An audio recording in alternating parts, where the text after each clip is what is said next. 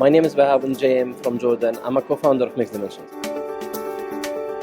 We actually developed a technology that streamlines the process of converting something from the digital world to the physical world. So basically we take a digital file, we convert it to something that can be printed, 3D printed, without the need for any manual work.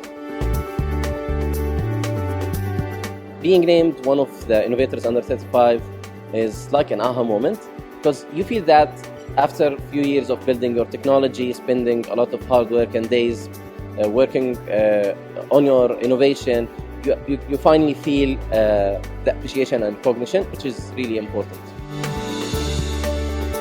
Inspiration is something that is driven by your goals and passion. So mostly I feel inspiration comes from being successful more than finding an idol that you follow.